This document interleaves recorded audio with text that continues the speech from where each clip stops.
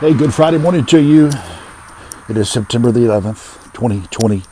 19 years ago today, so many things changed. Now, as Americans, we realize that terroristic activity could come to our American soil. And so 19 years ago, we saw it firsthand. And so, I don't know where you were. I was working at a radio station in Glenwood, Arkansas. And I remember even before going into work that day, I got a phone call. The lady who was working the office, Casey, said, "Hey, have you heard the news?" Then she began to tell me what was transpiring, even as we were speaking there in New York at the Twin Towers. There are things that's happened in your life too that maybe never made the news. Things that occurred in your life that were quite traumatic. Maybe even right now, there's things going on in your life that are very hard. They're difficult.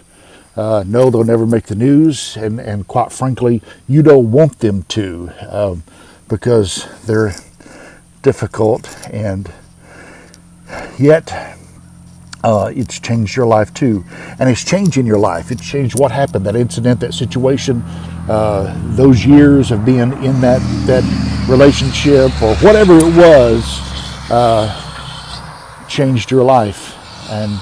And it's been hard. It remains hard. And it's hard to get over that. I just want you to know on this Friday, you're not alone. You are not alone. Jesus is with you. He's aware. And He knows how you feel. He knows what you went through.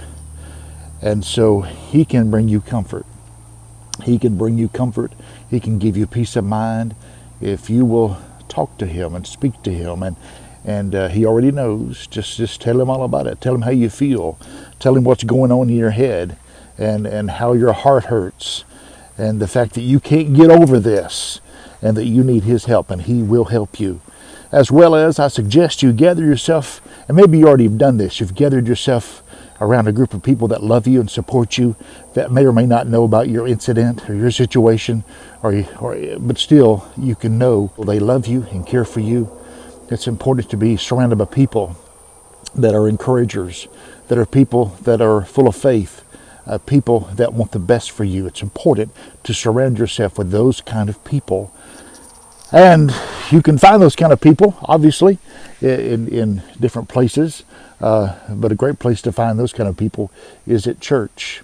And so if you're looking for some help, some encouragers, some people to love you just as you are, and you don't know where even to begin to start looking, just pray about it. Ask God to put some people in your life that are positive, that you can look to and you can be friends with, and they can be your friend, and they can be of help to you during your time of grief and sorrow, during your time of just living life.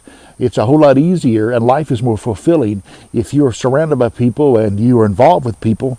But if you isolate yourself completely from everybody else, it's a lonely, lonely life, and life is a whole lot less fulfilling, to say the least.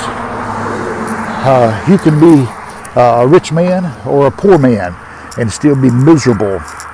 And a lot of that has to do with two things. One, your relationship with God, or your lack of relationship with God. Two, who you surround yourself with, what kind of friends you hang out with. Those two things are big factors. Despite anything that's happened to you, and despite the struggles of life, it's important to have those two things in your life: God and then friends.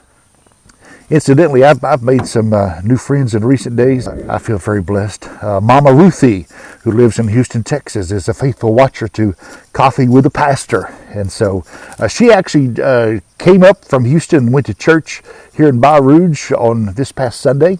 And so Mama Ruthie, good morning. And she's a great lady. And just want to count her as my new friend. I appreciate her so very much. Looking forward to in the future getting to visit with her and fellowship with her and get to know her better. And yesterday I had coffee with Billy Majors. Got to that was an enjoyable experience. Got to visit with him for a little while. And so anyway, just because you look around right now and say, well, I don't have any friends, listen, ask God and he will help you find some good people, and he'll put them in your life. Hey, I hope you have a good Friday and a great weekend. And I hope you find yourself in church this upcoming Sunday. If you're looking for a place to go, we'd love to have you at the First Pentecostal Church of Baton Rouge, located at 1818 Highway 360, just outside of Palmetto. Service time this Sunday at 9:30 a.m. Come as you are. There's a place for you at FPC of Baton Rouge. God bless you. Thank you for watching today. Coffee with the Pastor.